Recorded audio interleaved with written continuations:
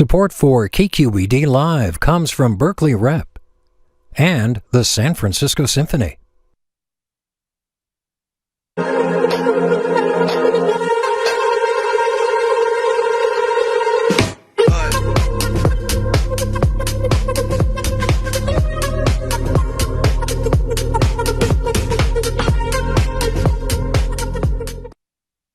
Disproportionate impact of more than half of black business owners and disproportionate. Somehow we always find a way to rise. To the blueprint builders, to the backbones of every block, for the curators of the culture, and for generations to follow. You might fall, but never fail. Keep rising, keep rising, keep rising. Apply for business, marketing, and tech makeovers on us. Good evening, everybody, and welcome to KQED Live. I'm Ryan Davis. I'm the executive director here, and we're so excited to have you here this evening. KQED Live is the multi-platform live events program here at KQED. We bring journalism to life on stage, we amplify local Bay Area culture, and we deepen civic participation. And we do that through talks and performances and culinary experiences and debates and workshops, all kinds of experiences. You can find out about everything that we do at kqed.org/live.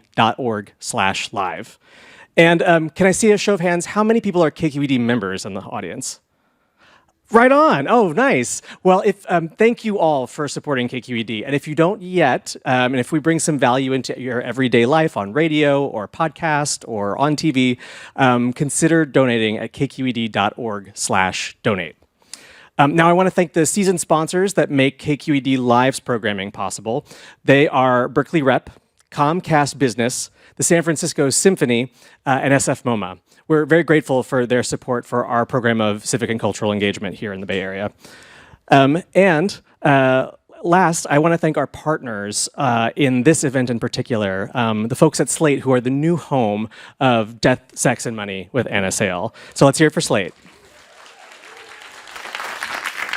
All right, so you're in for a real treat tonight. But before we bring out Anna to get the show started, I want you to join me in welcoming a beloved Bay Area music legend, Dwayne Wiggins of Tony, and his band tonight. Let's hear it for him.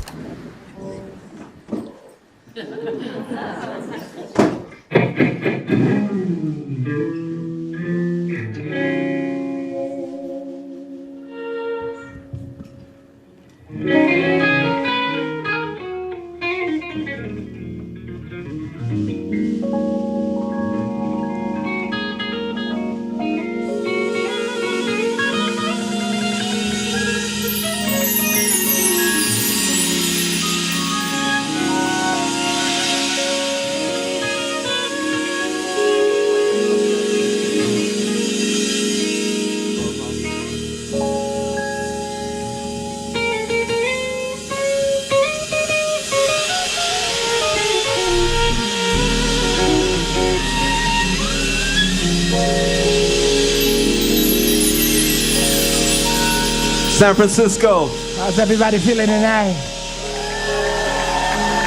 Death, sex. And guess what?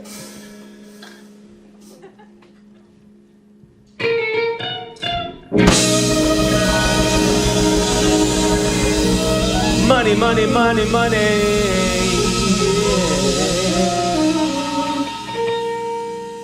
Let's change it up. Let's cha-cha.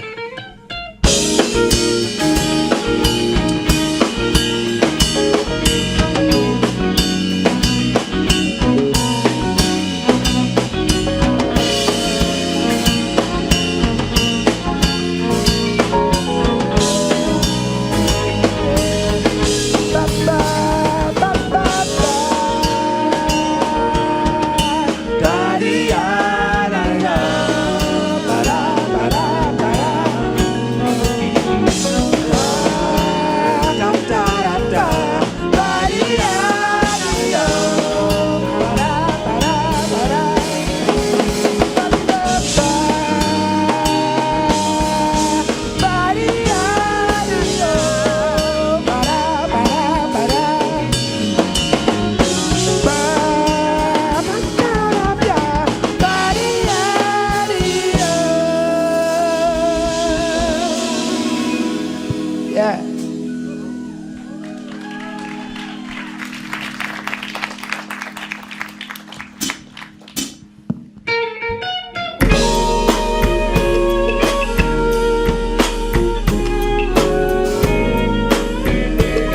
Where all my lovers at?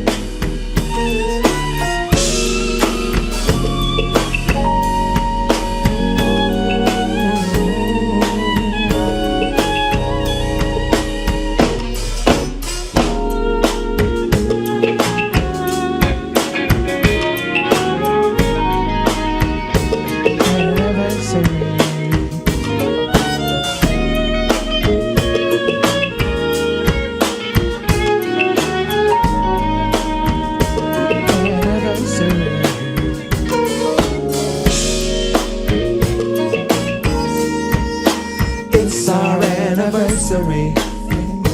Anniversary.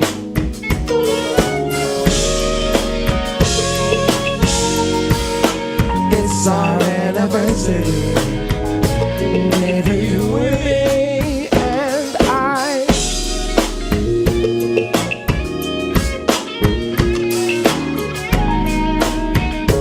Anniversary.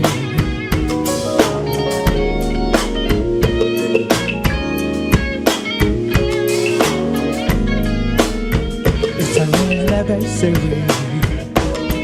Victoria be no secret at the end of the day. Anniversary.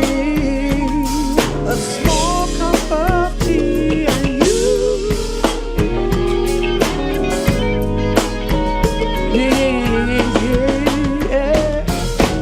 All I really want to say, my darling, today is a special day. Oh, so take me in your arms and hold me and tell me you love me and I'll be there.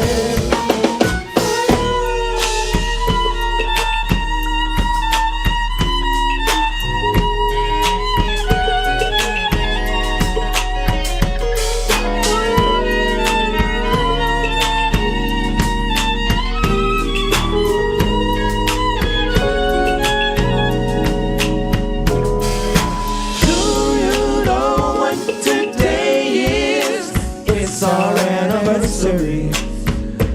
Anniversary. I said, do you know what today is? It's our anniversary. We're gonna Christian it tonight. Ladies and gentlemen, roll Scaselli.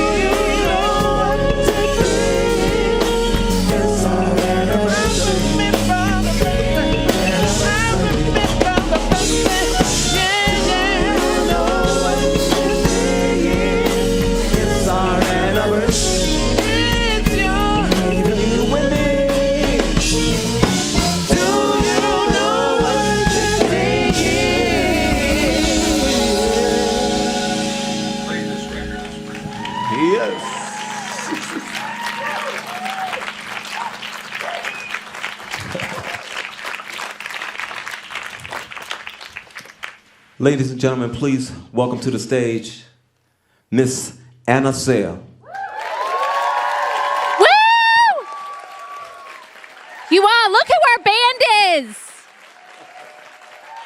This is so exciting. Thank you.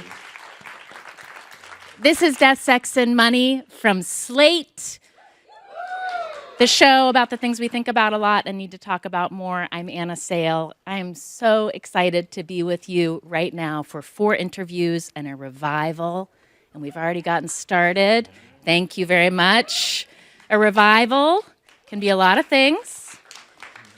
It can be sort of like a little bud coming out right at the end of February, beginning of March, tentatively thinking it might open.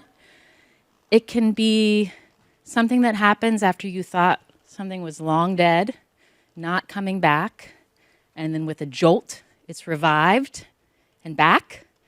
It can also be something that's like coming back from the past, something you thought you'd said goodbye to, that like a revival of a play that you're ready to study again, look closely at, see what resonates, or maybe like an anniversary, kind of go back. You're like, oh, I remember this. And we're having a revival together because we wanted to gather to celebrate this new phase of Death, Sex, and Money, collectively to combine our energies. You've felt that already. And I'm so glad to get to do it here at KQED, this beautiful headquarters for public media in the heart of San Francisco's doom loop. Maybe you've heard San Francisco is a ruined city that's circling a doomy loop. We know that's not true. We also know it's not true that everyone who is here feels like they can thrive here. Not everyone here feels safe here. Like there's a long-term path to a safe and stable home for more of us, not fewer than us, in this part of the country. We feel that all over the country. And even though our mood is festive tonight, we can admit these kind of things at our revival because things might not be as bad as we fear, and they might not be as good as we wish for. And that's part of the reason for a revival, to acknowledge something that has been missing. And it's a time to gather our strength together and to recommit to putting our shoulders to the wheel. And so we're going to do that. And I don't know about you. I need this right now in this moment. And we're going to do it in the way that I know how, the Death, Sex, and Money way, which is to gather together and listen to each other's stories. Tonight, you're going to meet some people you've heard on the show before. I'm going to introduce you to some people who haven't been on the show before. But let's do this. Our first guest is Vicki Larson, and she was on the show back in 2018. We did a series about dating. And for a whole summer, she sent us real-time updates about what it was like to date post-divorce in Marin County in her 60s. And she's a writer. She has since written a book that's coming out this summer about living apart together. It's called Latitude, How You Can Make a Live Apart Together Relationship Work. And I will have you know, when I talked to Vicki in anticipation of this conversation, she quoted Margaret Mead and told me about post-menopausal zest. So I thought that's a good place to start. Please welcome to the stage, Vicki Larson.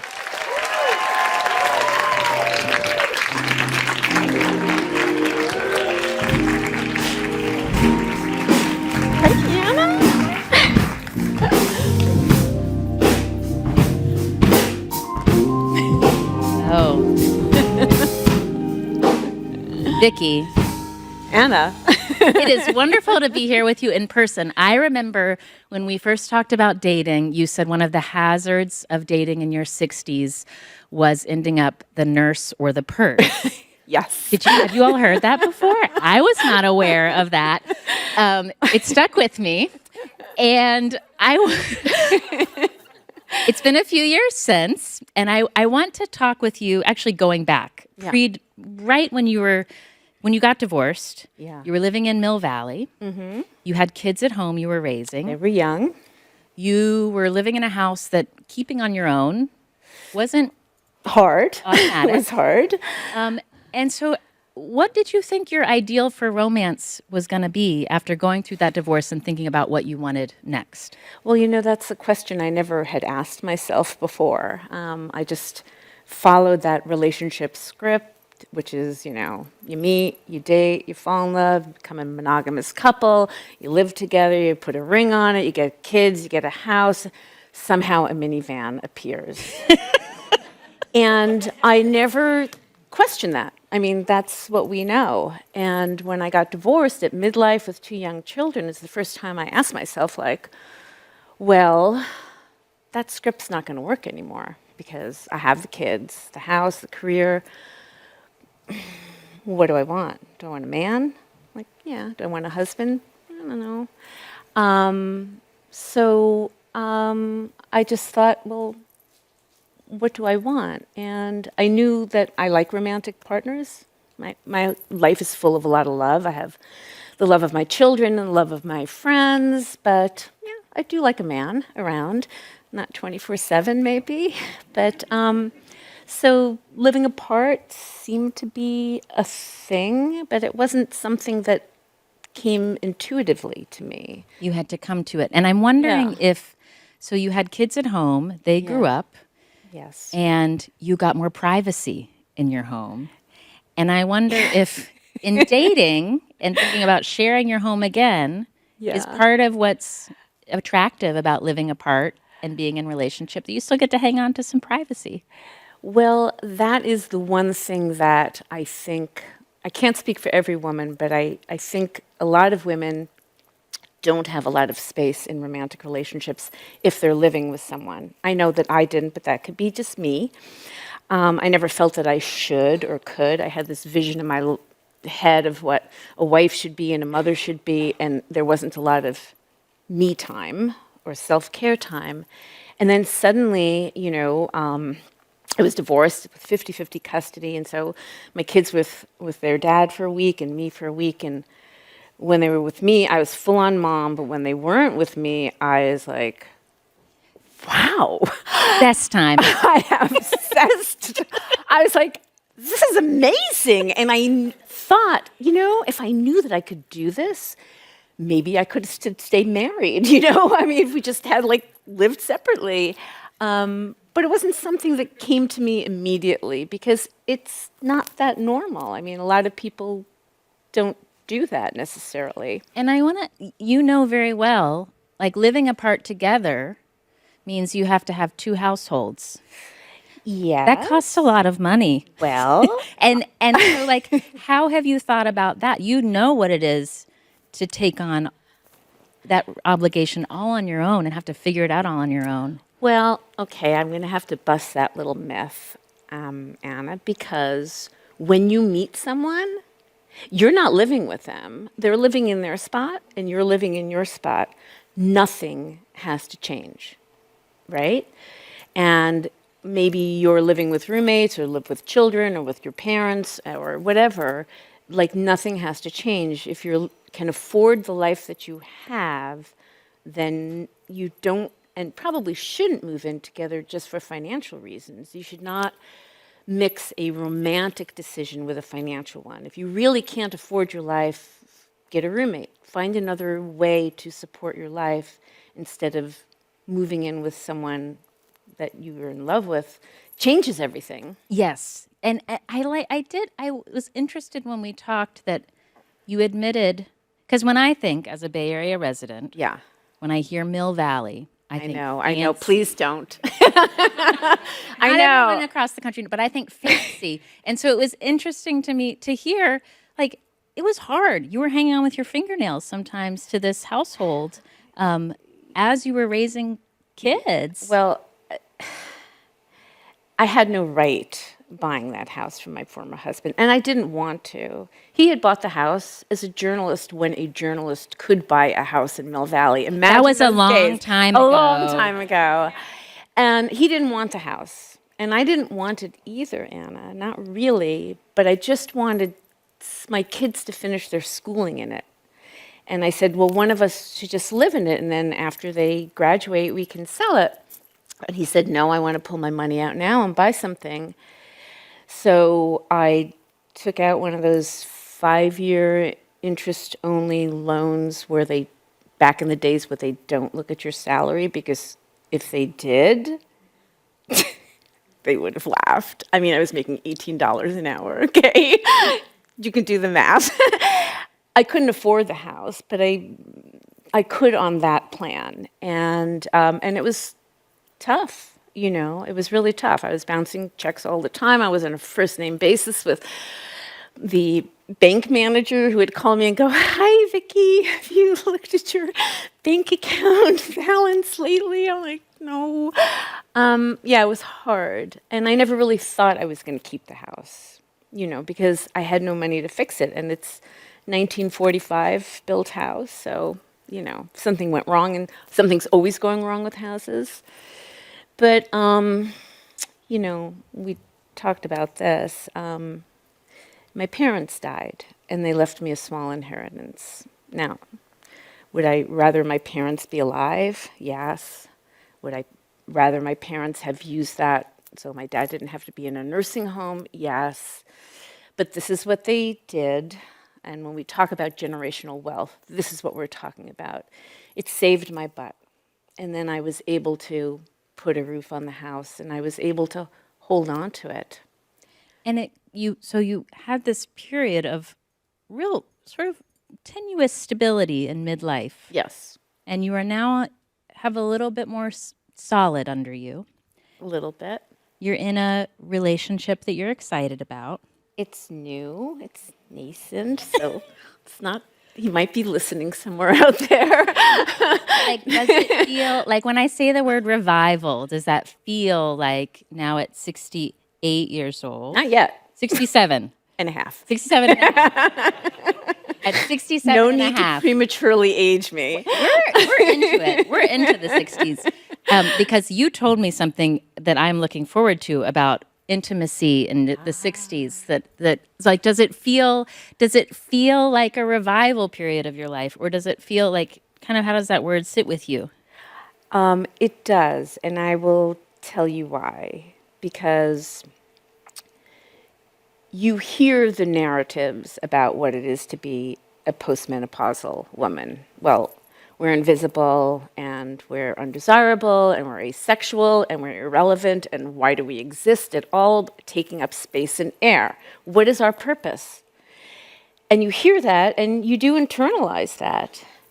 So to actually find a relationship or get married like Kamala Harris did at age 50 and Anne Lamont at 65 for the first time, when that happens, it's like a transgressive act. It's like going, oh, society, oh, you think I'm asexual? Oh, you think I'm undesirable? Yeah, watch me. And I think that's what a lot of middle-aged women start to feel. It's that postmenopausal zest. It's like no matter what ageist, sexist narratives that society wants to throw on us, we're like, yeah, whatever, we're just going to go and live our best life. And it does feel like a revival, yeah. Specifically, what I remember you telling me was post-65, intimacy has felt more exciting in ways that you didn't know could be possible. That's true. That's so exciting. It's something to look forward to. It is. I think there was an AARP survey that, like where people, love this. You don't often hear AARP surveys cited in conversations about sex. Glad this we're doing is true. And like people were saying, no, I think it was Singles in America. Anyway, got both of those in there. The women were saying, yeah, age 66 was like the best year ever. And I will say the 60s are fun. They're really fun. And, once you remove the chance of getting pregnant, that's a big whatever. But also, I think about, so a lot of women start to come into their own. I don't know. Everyone talks about, reinventing yourself at midlife. Well, that's a lot of pressure. I don't necessarily want to reinvent myself at midlife, although that was kind of shoved upon me. But you just start to come into your own. And I think for a lot of middle-aged and older women, you no longer have youth and beauty, right? And, youth... Listeners might not be able to see you, but you do. Okay, thank you. Okay, you're very kind, Anna. That's why I love you so much. But you certainly don't have youth, right? And youth is really, when you think about it, a very short time in your life, like age 25, if you're Leonardo DiCaprio, he won't date anyone over 25.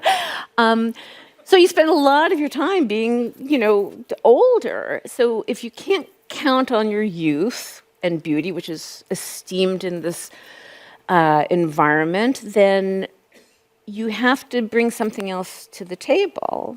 So I read a few years ago a great book about called Seductress by this historian, and she had profiled a number of seductresses throughout history who ended up with very powerful men, and they weren't young, and they weren't beautiful, and some weren't even attractive by society standards, but they brought wit and charm and intelligence and confidence and accomplishment, and they owned their own erotic agency. And I think that is what happens to a lot of, and I'm generalizing, it's not every middle-aged and older woman, but I think that's really what we start to tap into. Zest, if you will. Postmenopausal zest. Vicki Larson, thank you so much for joining us for this revival. Thank you. Her new book is called Latitudes, How You Can Make a Lived-Apart Relationship Work. And she also has a book called The New I Do, Reshaping Marriage for Skeptics. Thank you for being here, Vicki. Anna, okay.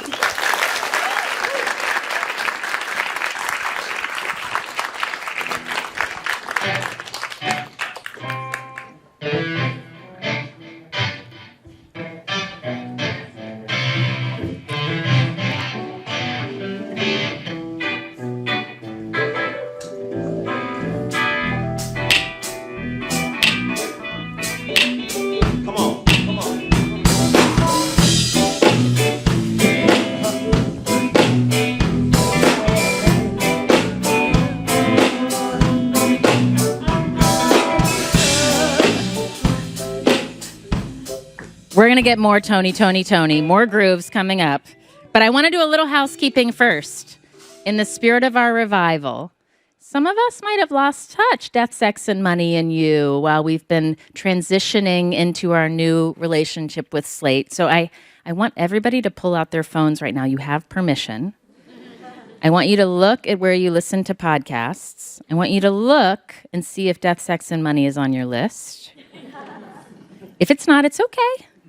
You just go to that little search bar and set death, sex, search, and hit subscribe like it's a little paddle, bringing it back to life, reviving it. Because we want to make sure we're back in your rotation in our new life at Slate. And I'm so glad to bring our next guest on, who was a very important person that I met at the very beginnings of Death, Sex, and Money. He's been a friend of the show for years and a friend in life now. Kamau Bell first came on the show in 2015. He had just moved home to the Bay Area after the end of his show, Totally Biased. He was figuring out what was next, and we called that episode Kamau Bell Wonders, How Much is Enough? And that was in 2015. 9 years later, I want to know if he's found out. So please welcome to the stage, Kamau Bell.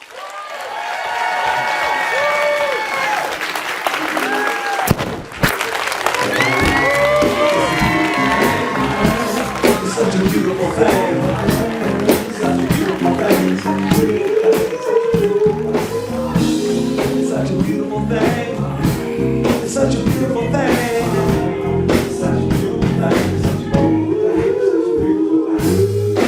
Nice. That is such a beautiful thing. That was great. Wow, Look at that's that. wonderful. I got Dwayne Wiggins over there in the bus. This is great. The great thing about show business is you always get to go to your own funeral a little bit. Like, I would imagine you'd say those things at my funeral. I will. I'll say. What? Is that a bummer to talk about me dying? Okay, I've got more to say it's eulogy material now. Yeah. Because since 2015, you started a show called United Shades of America that ran for 7 seasons on CNN. It won 3 Emmys. It won 5, I won 3. Oh, excuse me. Excuse me. The team behind United Shades won 5. Yes. Kamau Bell won 3. Kamau Bell won another Emmy this year for a documentary about growing up mixed called 1000% Me. If you've not seen it, it's wonderful. It's on United Flights. It's high achievement. It's on United Flights in the section under an hour documentaries. So And you made another documentary called We Need to Talk About Cosby that won a Peabody Award. The sound was so different for that one. Yeah. And since 2015, you and your wife, Melissa, had a third child who's now 5. Yes. So I want to know, at this moment in your life, how much is enough? I mean, if I had 0 children, I would be retired right now. Like, I think I'd be like, a Peabody and 3 Emmys. I'm just going to, like, work part-time at the farmer's market. And I did it. Kamau's got the best kale. But, you know, I got these 3 kids who like to eat every day. And they like to live indoors all the time. And so and I have my mom who's 86. So they're, like, my resting rate, and I say this all the time, is lazy. But I also understand that, like, I have to take care of my family. So I'm working hard so I can one day be lazy. And I want to know about working hard in this moment, because it is a strange moment in entertainment. Yes. Like in podcasting. Podcasts are also entertaining. Yes, sometimes, yes. But Hollywood in particular is trying to figure out the sort of streaming economy. We're post-strikes. Does this feel for you like a moment where you're having to restart? Does it feel like a time of scarcity? What's the feeling? Yeah, I mean, the industry is upside down and backwards, and it's not just me. It's everybody I talk to is like, isn't working as much as they thought they were going to work, or isn't, or the big thing is like the post 2020. There was this sort of rush for like showbiz is like, we need more black people, and we're like, yay. We're like, well, just for a year or so, then we're going to go back to regular. And so back to regular. I was trying not to say white supremacy. But like, so showbiz went sort of like then the strikes happened, which were great and needed to happen. But now showbiz is like, man, seems like we still made money even though nobody was working. Why don't we just not have people work for longer and still make money? And so the industry is run by the wrong people across the board. And what that does, and when you see somebody like Ava DuVernay say she had to raise money for Origin, which feels like and Issa Rae talking about independent financing, and who the hell am I? You know, so for me, because I come from 2 things, stand-up comedy and black people, I sort of know, like, I can't sit around and wait for the jobs to come in. So you always know me as being somebody who has too many things going on. So I'm always, like, actively pursuing other things because I know that this showbiz thing is mostly vapor. And I had 7 incredible years on CNN, United Shades of America. That's Showbiz Hall of Fame, 7 seasons. But my kids can't eat off of, like, the stories of United Shades of America. So when you are trying to figure out, okay, it's on me to restart, reset, what, at this point in your life, in your creative life, how are you going about that? I know you're doing a stand-up residency at Berkeley Rep here in the Bay Area. Yes. Called W. Kamau Bell Gets His Act Together. I like literal titles. Like, how are you doing that? How does it feel like you're like going back to square one in a way that's like exciting, or does it feel, oh, I thought I wasn't having to go back to square one? I didn't think, it definitely feels like the same feeling I had when we left New York, me and Melissa left New York, and I was like, I don't know what this career is anymore, is the same feeling I'm having now. Like, I don't know what the rest of this career looks like, and the only way I know how to, like, sort of survive those moments is by sort of like, okay, what can I do on my own that I'm not hoping that showbiz calls me about? And I hadn't done stand-up in about 5 years because of third kid and COVID. And so I was like, do I still do stand-up comedy? And so the Berkeley Rep is really me going up for an hour every Saturday being like, do I still do stand-up comedy? And sometimes the audience is like, a little bit you do, but not totally. That you just did that moment, but this moment you're not doing stand-up comedy. So it's really like a gut check. And then it's also like, I'm always on the lookout. I'm sort of platform agnostic. I'm always on the lookout for things I like and entertaining things. So I'm always so like, constantly like, I watch a lot of YouTube. Maybe I need a YouTube thing. Maybe I should call my friend Anna Sale and have her join me for a project that I may be working on or may not. We'll just see what happens. It was pretty fun. I don't know if anything's going to come of it, but we did a fun thing. I just was like, I called my friend Anna Sale because I know cool people. And I was like, will you come let me talk to you for 2 hours in a studio? In a studio. And I was like, that is the one skill I have. Yeah. I will be there. I was like, I know you're good at talking. I'm not going to tell you what it's about, but I know you're good at talking. Well, what was interesting about that is the scheduling piece of it, because what I find interesting in this moment for you, when you were sort of launching your stand-up comedy, filmmaking, television making career, it started, you had a lot of time to sort of figure out your voice, to go to open mics, to walk around the neighborhood. And now you've got, there's a lot of, there's just a lot of busyness around a father of three. Since I've been here, my 9-year-old has sent me a picture of her math homework asking for help. Oh. Did you respond? Yeah, I said, I don't know what this is. I said, I will Google this and help you in the morning, is what I said. But I'm going to help. I'm going to help. So when you're like, oh my gosh, I've got to be on stage at Berkeley Rep, what am I going to say? Like, what does it look like to be like, it is Kamau's creative time now? Like, how do you find I'm really working through it because there would be me, my wife Melissa's back here. And so we really had to figure out, like, I was like, oh, I need all the time on Saturday from this time to this time to really get into my, and I would sit in my office and just be like, I am now preparing for stand-up comedy. And I'm like, what am I doing? And then I'm on my phone, like, playing Wordle. And I'm like, all right. So I'm really learning what the new process is. Last week, I'm like, I'm not doing any of that. I'm just going to go to the Berkeley Rep at 6 and sit down with my process is Sharpies and printer paper and just write some things down. And it was the best week I had, but I don't know if that's the new process or if it just worked that week. But really, and also Nato Green, a friend of mine, Nato Green, is opening for me. I need like another old man comedian with me to help me get through it. So yeah, it's like, but I really am like I know I like still doing stand-up comedy, but I know I can't expect to do it the way that I did it when I was in my 20s and 30s, because that's an impossible ask to place on my family. And when you are like, I feel overwhelmed, I feel scared, I need to revive my creative spirit, like, what does that look like? I have like a I don't know if it's diagnosed as obsessive, but I will like listen to the same song over and over again. I'll like find a song, and sometimes it's a song I've found in the past or a new song, and that'll be the song that is like, you need to listen to this 1,000 times. And it's like a way to sort of like reset my system and like recharge me up. Yeah. So it's one song over and over again with headphones on? Yeah, AirPods, but yes. And do you lay down?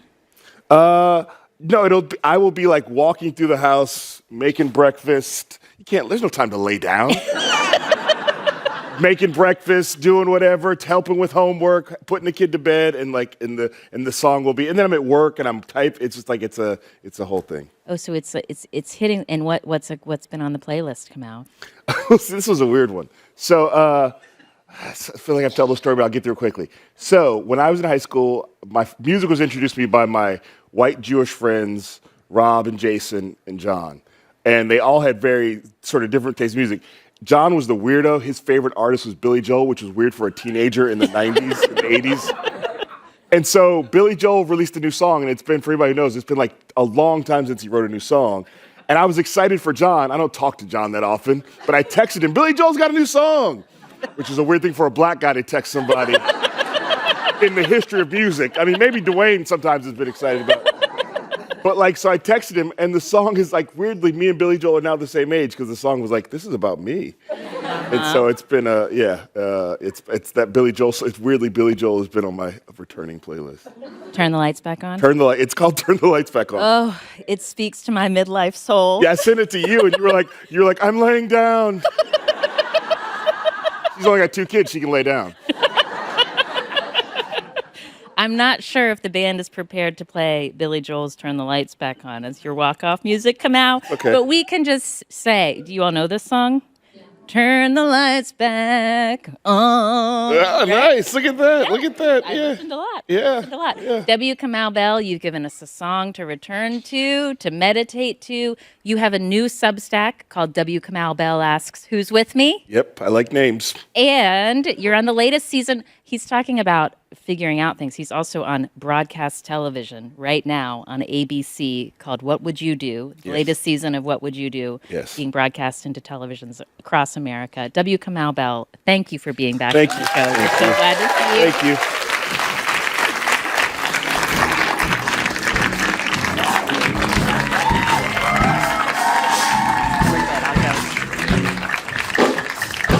Speaking of music, I want to introduce this band. So, Rose Crelly is on the violin. Hugh Johnson is on the drums. Vernon Hall is on the bass. Mike Dinkins on the keyboard. Frank Stickums on vocals over there. And our band leader, if you can believe this, is Mr. Dwayne Wiggins. An R&B institution from Oakland, California. Come over and talk to me, Dwayne. Thank you so much for being here.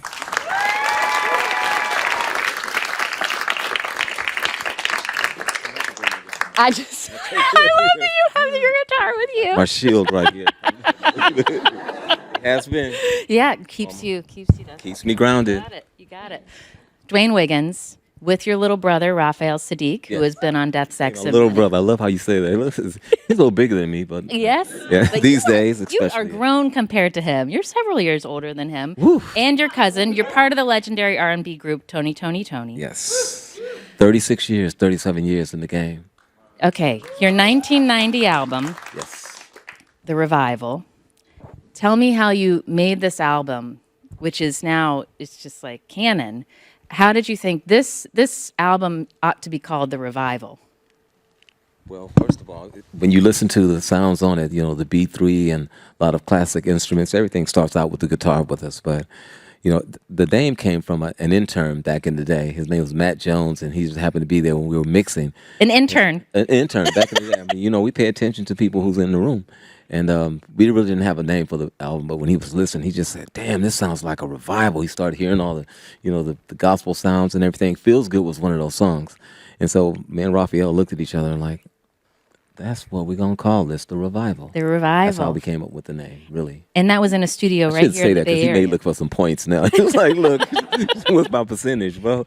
Well, and you like, as somebody who's played this music, as you said, 37 years, and you played music before 1990, like, what does revival music, like when you think about what it does for the spirit, for the body? It picks you up. When you listen to Feels Good, it really, it's like shout music, you know what I mean? And what twisted it and made it, you know, ready for the dance floors, we had a DJ. That was our first time mixing ourselves with a band and a DJ, and then things started taking a turn for us in our music. But mind you, that was the first album that we produced. The first album that was done was produced by Foster and McElroy, our buddies from Oakland. And, you know, they're responsible for En Vogue and Club Nouveau and everything like that. So, yeah, that album was a revival. When you listen to it, there's a lot of sounds that we took from church, you know, like, I don't know what you come to do. These are, well, if you grew up in the Baptist church, you know what I'm talking about. But these are like shout songs. And so it's a revival. It makes you, it picks you up, the spirit, you know what I mean? It speaks very intense with the spirit. And I want to know about what it was like to come up in Oakland when you did. You're born in the early 60s. Yes. There's music around. Lots of it. When you like stepped out of your house, like what did you hear? What was the music? Sly Stone. I grew up in West Oakland, Lower Bottoms, right across the street from Defirmary Park. I told you that's where I got the snot on my head. At the age of 7 years old, and my father used to rehearse in the kitchen, and to this day, the band will tell you, I like to rehearse at home, right in the living room, in the kitchen. But, you know, I come out of the house, and across the street will be the Black Panthers. Of course, I didn't know they were the Black Panthers then. But Sly Stone used to jam a lot across the street. So this was West Oakland. When I moved to East Oakland, you know, we call ourselves moving on up. I moved from Defirmary Park down to Sobrani Park. And yeah, that's one way in, one way out if you knew Sobrani Park. And I just started experiencing a lot of live bands over by Royal Park. So it was, you know, growing up in West Oakland, everybody was from the South. My mom's from Pine Bluff, Arkansas. My dad is from Texas. And so everybody was just like one big community. Everybody kind of like looked out for each other. And it, you know, they had a lot of fruit trees and gardens and stuff. So we kind of ate healthy at the same time, you know, but it was a great experience for me growing up. You just learned how to look out for others around you. Well, I picture you sort of like stepping into this river of music that's flowing in Oakland. And then you pick up the baton, you make R&B music, and then you've produced all these young musicians. You've worked with Alicia Keys. You've worked with a band that went on, you signed them. They went on to be known as Destiny's Child. Have you heard of them? They went on to be, yeah. Whoa, and that one blew my mind. I mean, I just really, what I learned and grew up experiencing, every artist I dealt with, I made sure they got exposed to culture and other things outside of it, especially playing live. of all. I mean, I'm into the social media thing and everything, but I really am about that live thing. So so when I signed them, that was in 1995, and I had done a lot of major deals before then, but then signing a group that was under 18, it's different type of business. It's, court approvals and all type of things. So I learned business. Yeah. So actually, they raised me. They taught me. And then from there, I went from Destiny's Child to working with Keisha Cole, who lived in the House of Music in West Oakland, my studio. And then that's where I ended up meeting Alicia Keys and producing her and the Irie. Strange enough, it was a lot of women. Isn't it crazy? I want to just sit on that a little bit, because to be a man who has this track record of not only producing young women, but young women who are coming up in the industry. I have heard of snake oil salesmen, music managers, and when you thought about what you wanted to tell not only these young artists but the families of these young artists, here's what we are going to do together, and here are the ways that we're going to work together. You're going to be protected. I'm going to learn from you. I'm going to listen to you. What was that conversation? Well, it was really strange with Matthew Knowles, the father, who gave me the call about Destiny's Child. And they weren't called Destiny's Child then. They were called Girls' Time or something. And they're like 9, 10 years old, whatever. I met him again at 13, and he sent me a cassette. And I played it, and I called him. I was like, hey, man, I'm not crazy. This is not no 13 and 14-year-old kids. And he sent me a VHS, and I put it in. I was blown away. But I also knew that, they got to learn the business. You got to learn the business of the industry.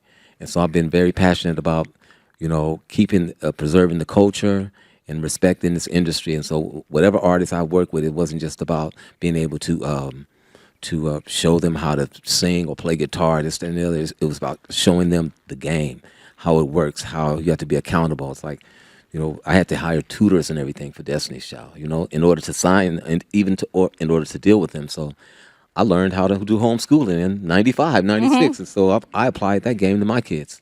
And when you are learning, the game is also changing all the time. Yes, it is. When you told me you met Rose, you first saw Rose play during a Warriors game, right? Yeah, she was during a break in a Warriors game. And I love that you're like, who's that? I want to play with her. I love that you're always looking out for artists that you can bring in. It's very reciprocal, believe it. It's so cool. The next generation, they got the information. All you have to do is expose them and, get them some. I think it's very important to get out of the country and see how it works around the world. That's one thing. I started a nonprofit after, working with Zendaya and then developing and working with the girl Her from the age of 10 so she was 16 years old, and then working with Kehlani. I just saw her at the Super Bowl. Yeah, you see that? You see her grab that guitar? You see what I'm saying? It's a shield. It's definitely, this has been my savior. This has been what kept me focused through all of the trials and tribulations of coming up and growing up in Oakland. It kept me distracted from all of the bull. Believe it. Well, so just going back to the game is different in 2024 as an artist who's trying to figure out how to get to make their art. Yes. And share it and get it listened to and support themselves while they're doing it. It's got to be a passion. And with a young artist now, when you're we're going to work together, I'm going to teach you about the business. Yeah. How do you tell them, speaking of revival, it's a different game. How do you tell them how to do it? Well, you take it to the people. It's about going to the people. A lot of people talk about the Tonys and how we've been here so long, and they'll look on our social media thing man, your numbers are low, this, that, and other, and they'll say, so you guys got to get your numbers up. I was like, hey man, I don't know anything about that. All I know is we pack houses and we've been doing it for years and we get paid. So what I know is. Yeah, that's my social media. I'm following the followers. You take it to the people. Instagram doesn't know everything. No, Instagram. All of those, you can have 2 million followers. And I learned that with Zendaya. I used to watch her. She had 4 million followers and stuff. And then we do certain shows and things didn't go right. I was like, where are these 4 million people? Yeah. So I was learning, you really have to take it to the people. I follow the Frankie Beverly theory. I've watched him consistently come to Oakland, Paramount Theater, for years and years and years, and then he just became family. So when we go on the road, there's no more fans; they're family with us now. Well, when you were on tour with Tony last fall, yes, Raphael Sadiq was with you. Yep. And It's been 25, 26 years since we've been together. Yes, it was a big deal. So my kids have never seen us together because my youngest is like 25. That must have been so cool. Oh, they tripped out to see us together. They were like, "Oh, Dad, taking your shirt off? Really?" Hey, I was like, "You getting sexy with it? You don't do that at home." So yeah, that was a trip. Well, I'm curious. Like speaking of like some things, we evolve, we change. Some things stay the same, and when it comes to family dynamics, like in the green room, you and your brother, like what's it like at this stage of your life, working together, performing together? Does it feel like it felt when you were kids, or does it feel like, I don't know? It's different with us. I mean, we can rehearse. He knows I don't like to rehearse. I can't. I live this life. You rehearse. You get to I live this. You can't. This is what I do. I bet that might annoy him a little bit. It does a little bit, but he knows we look at the stage different. It's like a football field. It's like a basketball court. We understand it. So when I'm on stage, it's certain things that we know that we grew up with. Only me and him know. I don't even have to see him. He could say something on the mic or do something on the guitar, and I know exactly where he's going. He'll look at me, and I look at him, and we're passing the ball. It's different. Everybody else on the stage doesn't know that, but me and him know that. Yeah. And it was a beautiful feeling looking over to my shoulder and seeing my brother. It's like, wow. Yes, yeah. That was the greatest feeling I haven't felt so good. I haven't felt like that in so many years. And I was so comfortable. But he controlled everything. He ran it. He ran that like a pro. And I was very proud of him. That's my little brother. Terrence Ship. I can say this? You can. Loud. We're a podcast. Yeah. Oh, yeah. We're a podcast. See, I have to get used to this. Okay.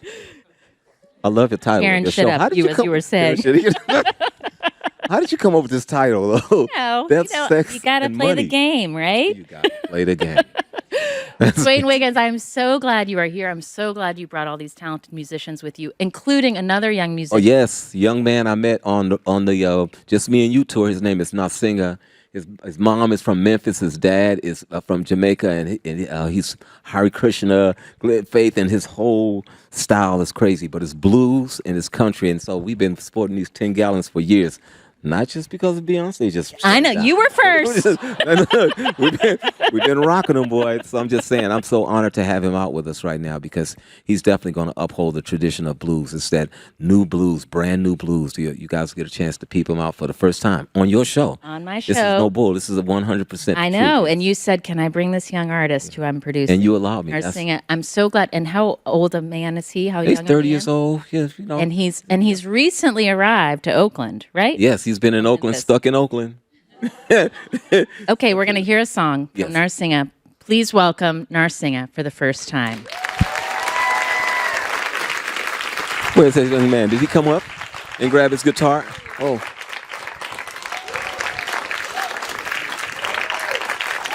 So glad to have you here.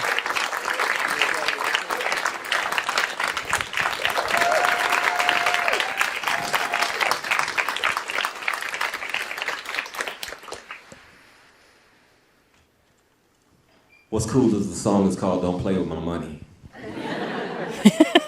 On point.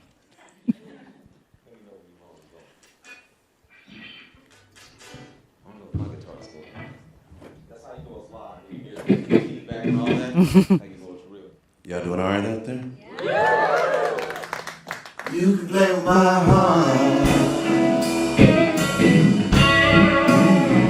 You can play with my mind.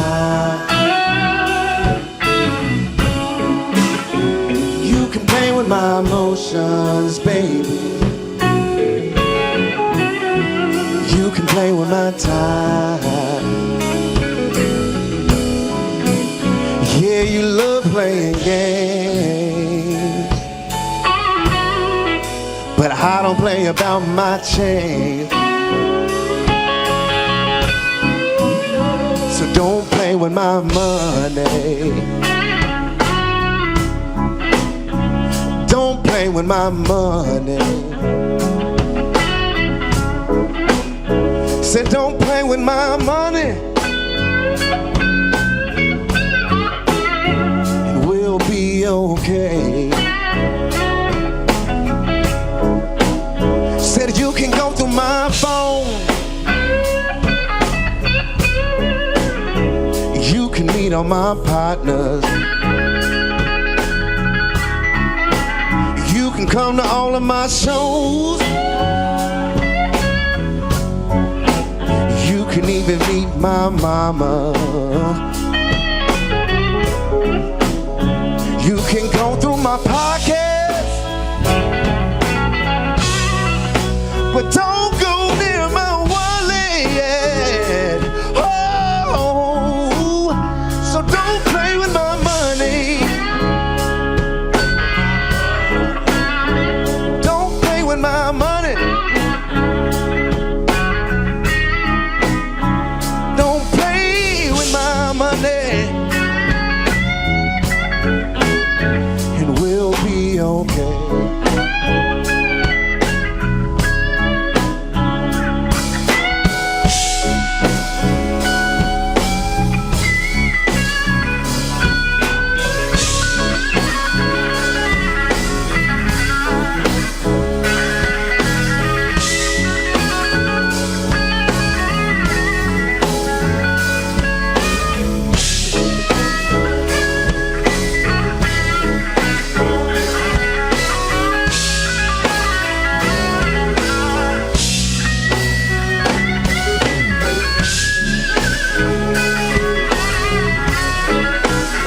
So don't play with my money. And don't you play with my money.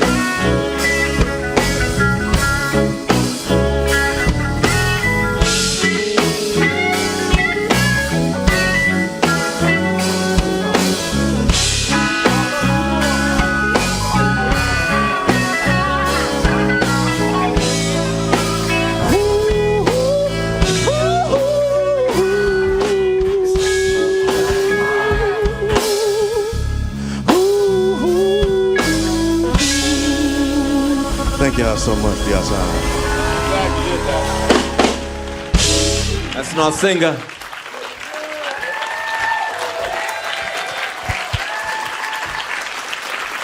Thank you, Narsenga. Hey, that is spelled Nrsengha. Write it down, because it's not on Spotify yet. You saw it here first, so hang on to his name. Keep looking up. Thank you for being here. We will not play with your money. We will get you more money, we hope. Thank you very much.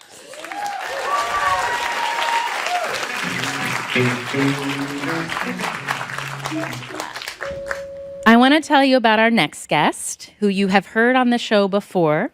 Her name is Bonnie Chen, and at work at Kaiser here in the Bay Area, she works as a palliative care doctor. She helps people deal with end of life, look at it, think about it. She accompanies them through it. And she was on our show talking about that work, and also about her own experience of profound grief after the sudden loss of her son Benji in 2022. And I wanted to invite Bonnie to be with us tonight to talk about what life's been like since we talked on the show, about living with grief, and also about the other feelings that you notice more acutely when they break through. So please welcome Dr. Bonnie Chen to our stage.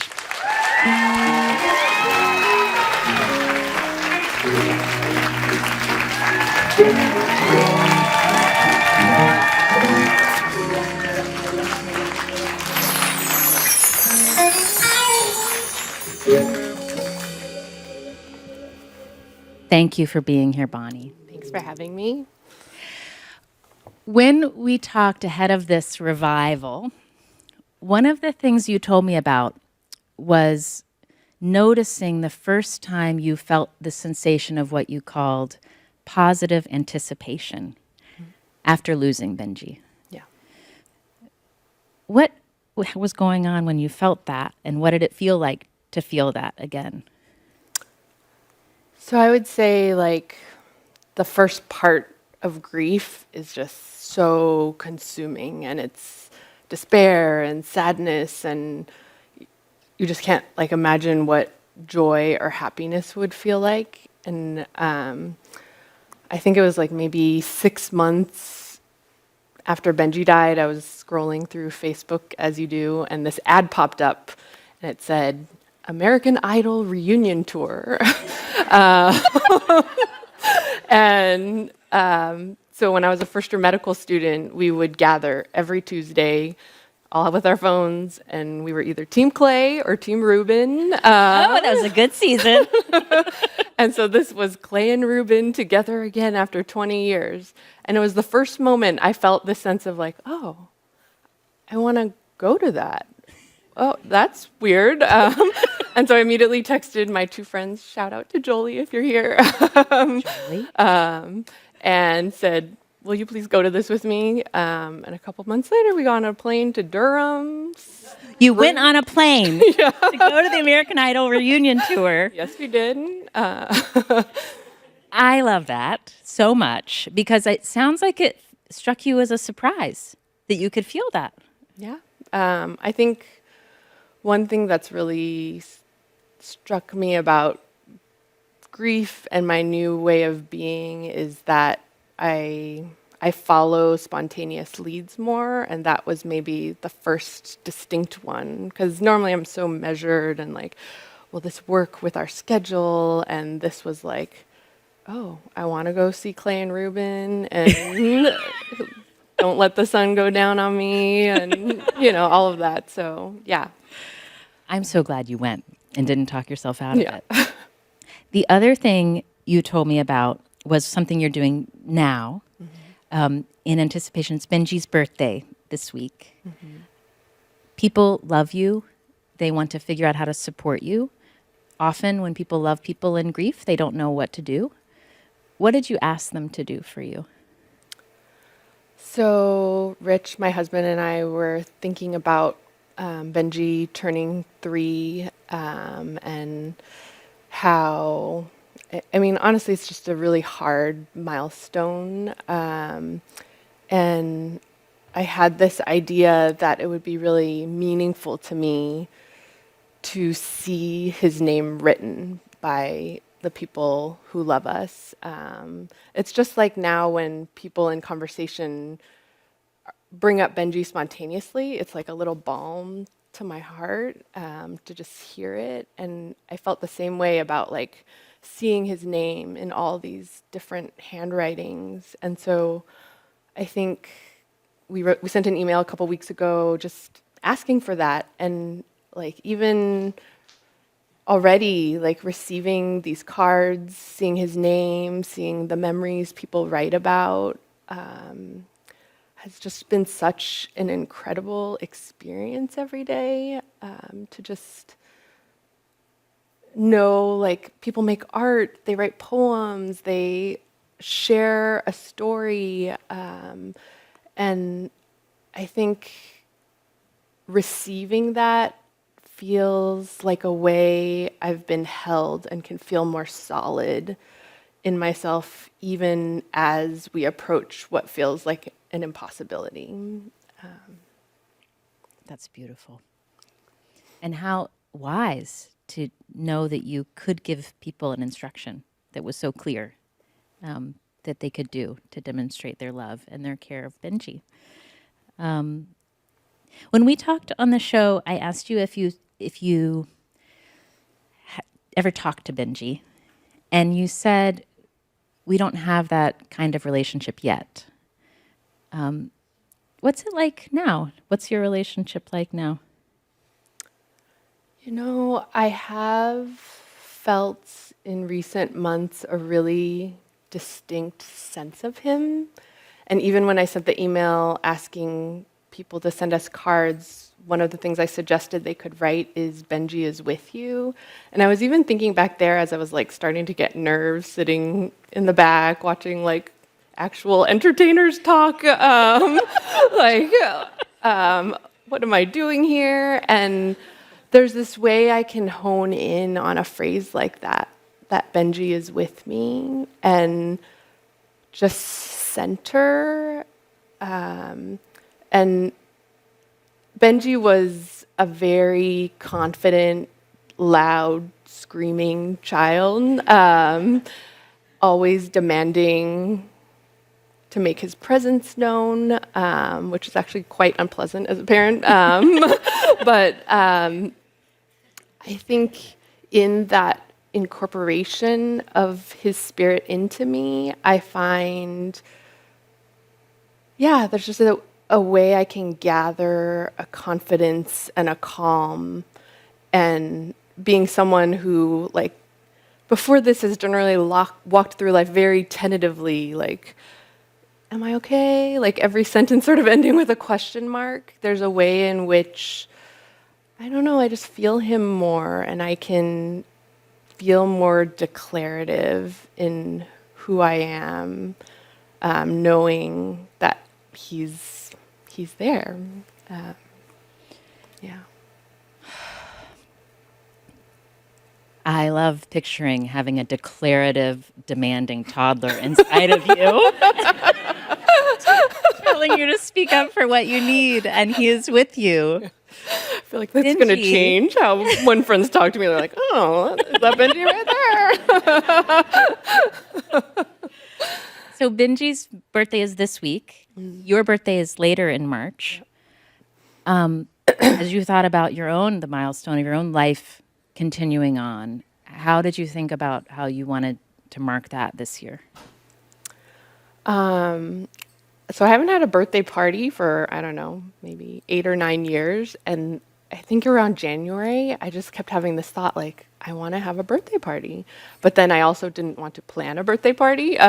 So it just kept coming to me, and I was like, oh, I don't know, it's too much. And finally, I just emailed like 10 of my friends a couple weeks ago and said, I just want to have a party. I don't have a plan, except I've ordered a $150 cake.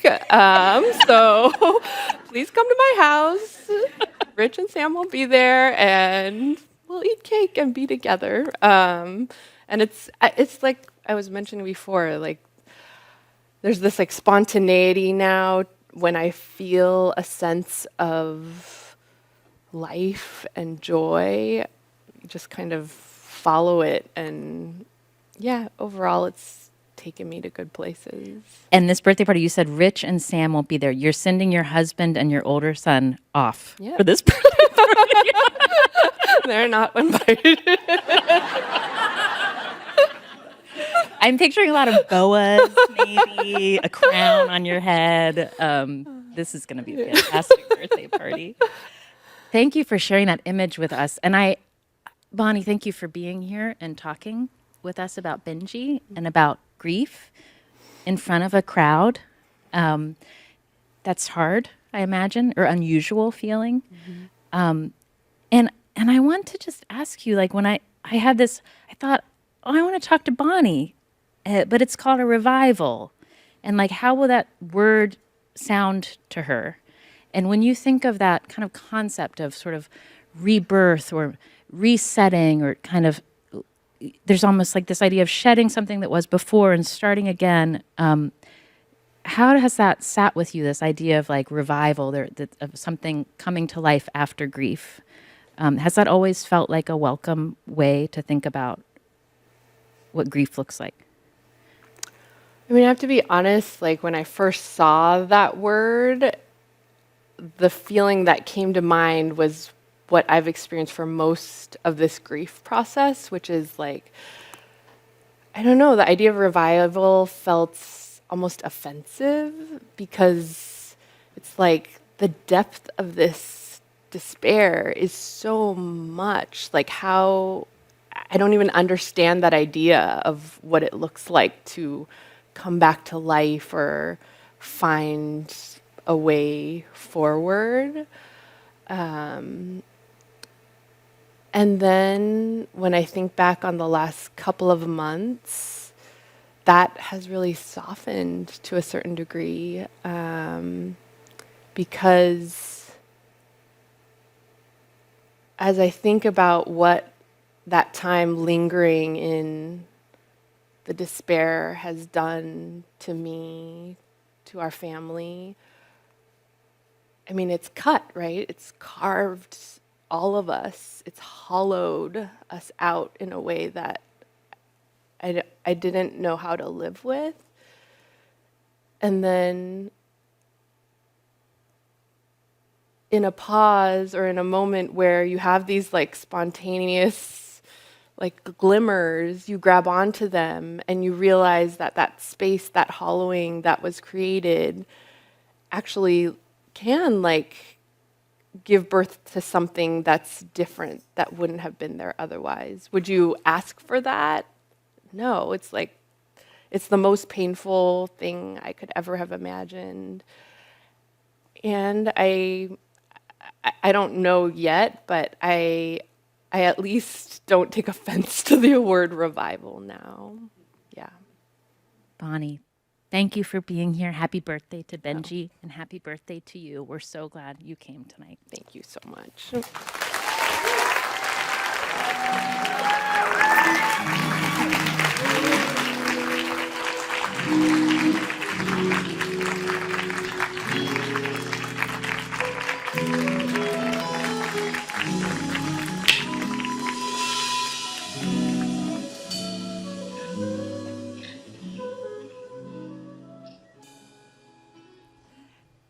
So this has been a revival. This idea that you can feel loss and grief about what is gone forever, and also wonder about being intrigued about what could be beginning. This is like a complicated emotional concept, landscape that is often not captured well on greeting cards, unless the greeting card is drawn by the artist Carissa Potter. She's one of my very favorite artists, and I asked her to be a part of ending this revival with us. Please welcome to the stage, Carissa Potter.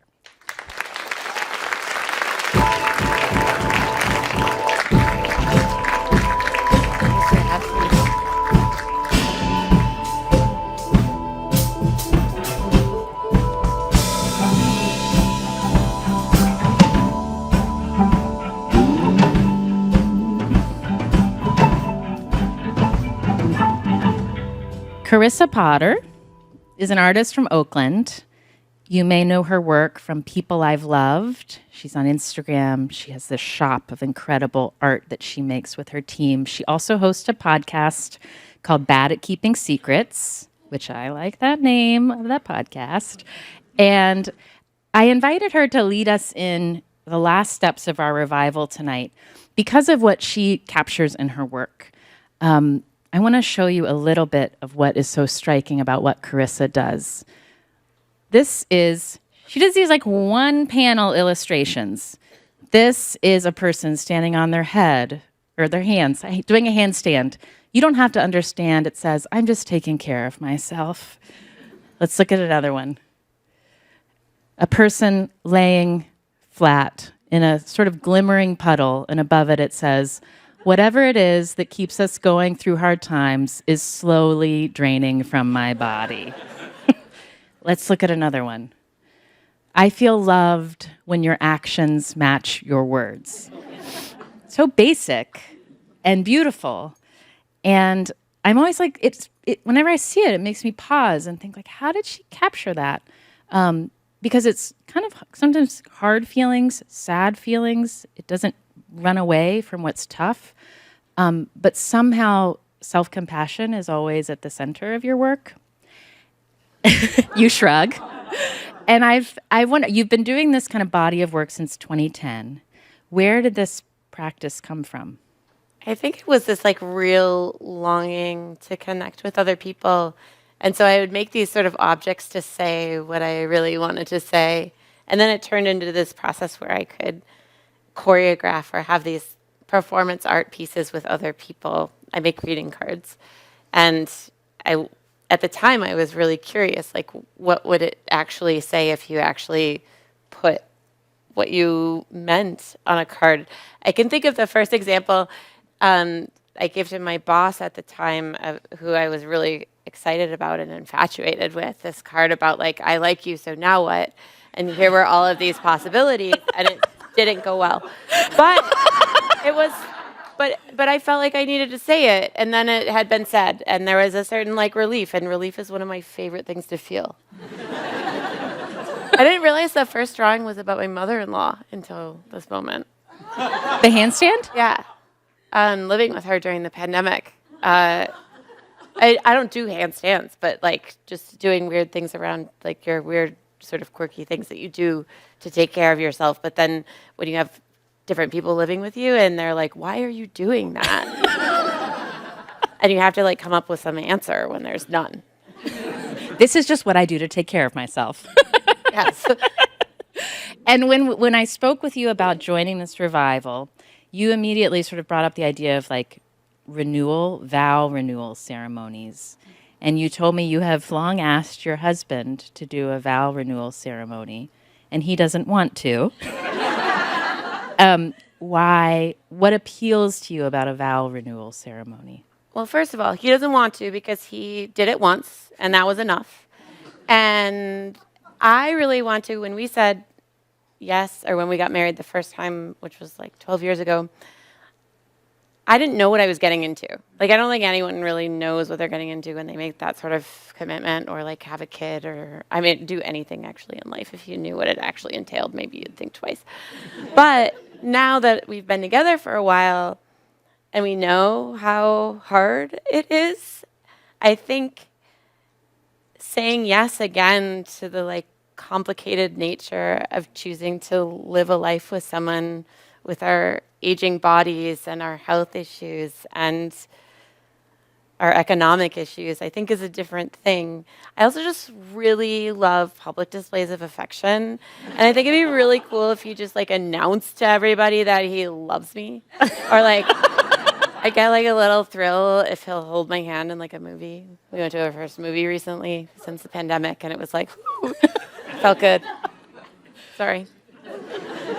So what we're going to do this evening, we don't need our spouses to do a recommitment ceremony. We are owning that we can be in charge of our own revivals. And I asked Carissa to lead us into our own vow renewal ceremony around the idea of revival. Please go ahead. I just want to preface this with, I spend a lot of time trying to control other people. Like, to maybe like leave subtle hints that like maybe the dishes could be done or you could do certain things differently. And I'm a 40-year-old person learning that I can't control anyone else. I can only control myself, and even that it's kind of debatable. So instead of having this vow ceremony with someone else where you can't really hold, I mean, it's, again, you can't really hold other people accountable in the same way you can hold yourself accountable. Everyone I know in my life is having a hard time right now, I think. And I wrote this series of phrases to help us all commit to keeping going because I think we're in a really complicated time.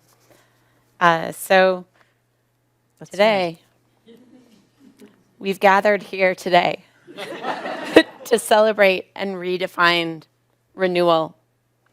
This is a commitment ceremony, and if you want to do it, and if it feels good, we're going to commit to ourselves together.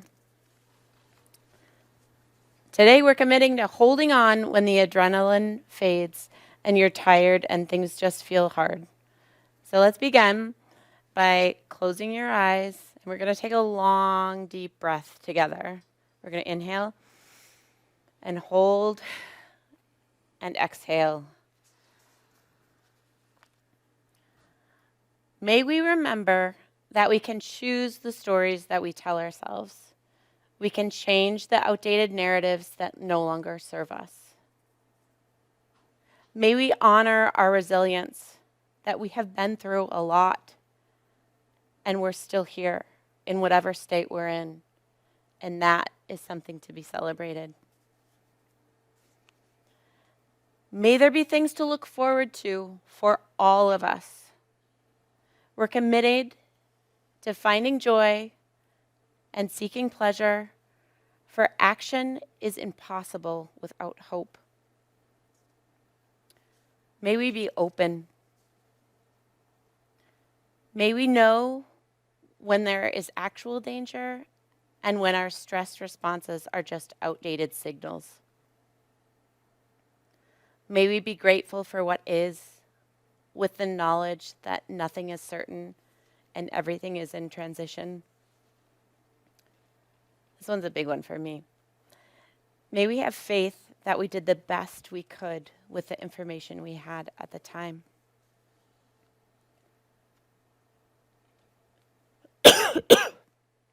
Excuse me. May we assume good intentions of ourselves and others. May we commit to taking responsibility for the things we have done. We can do bad things and still be worthy of love. May we take comfort in the fact that we are alive. The insanity that out of all the moments that have ever been that we are here together tonight is mind-boggling and just weird. With this, we have a certain awe and obligation. We commit to keep going. We don't know what the future will be or how we will feel, but we owe it to that person, our future selves, and each other to find out. Thank you.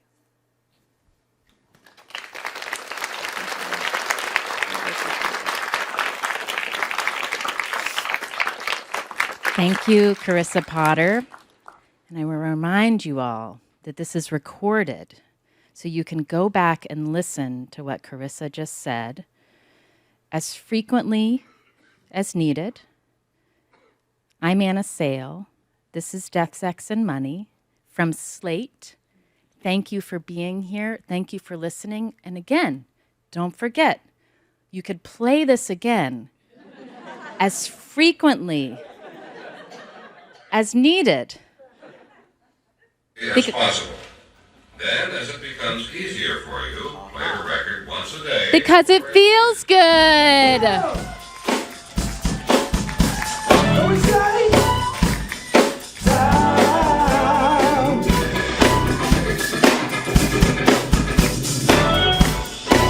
Come on.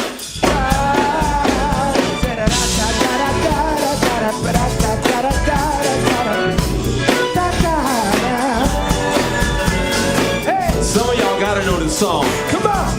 We gonna make this real San Francisco. Get them out your seats and party for us. Hey, hey, hey. Feels good. Feels good.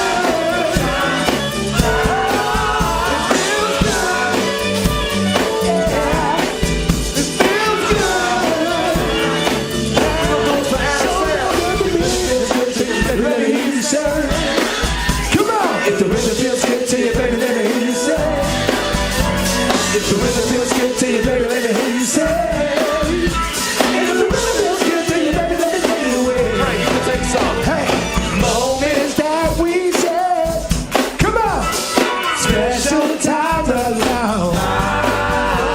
I was holding in the change. Cause I'm so into you. And you know it feels good. Yeah. And you know it feels good.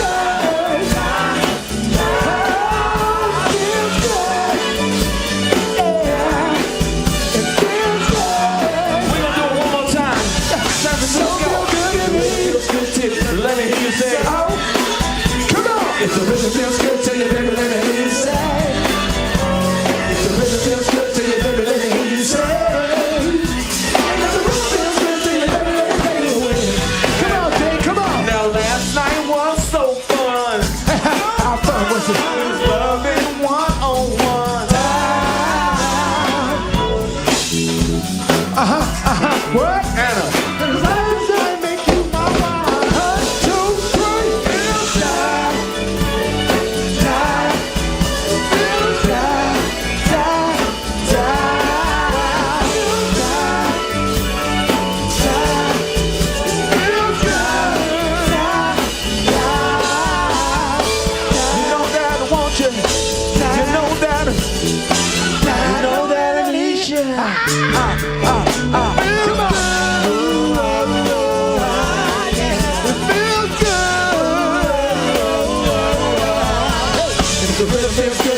Let me hear you say.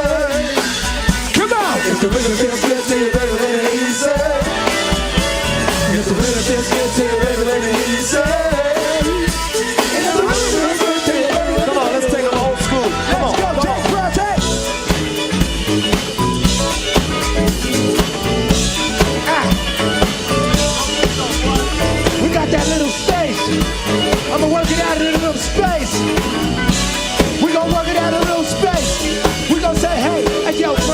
pillow. Quite a nice fellow. Met 3T, now I rhyme a cappella. They rock the rhythms and I rock the rhymes. So let me represent one more time. We worked it out and they worked it in. Say Tony has done it again. All right, so I'm gonna need everybody that know they looking good and feel good to get up on your feet. Before we go, we gonna make this feel like it feels at the primary part. I need y'all jumping in the air, showing love for Anna Sale. 1, 2, 3, let's go! Dance to the music. Come on! Dance to the music. Hey! Dance to the music. What? Dance to the music. Bring it down, Dave. Da, da, da, come on. Da, da, da.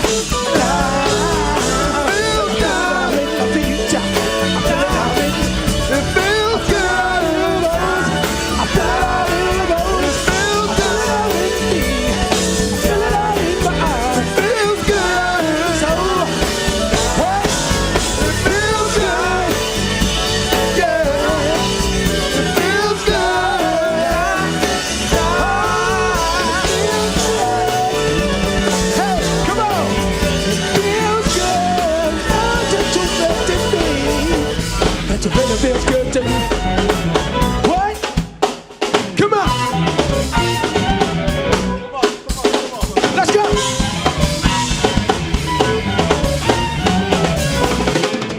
Come on. Tony. KQED. San Francisco Bay Area.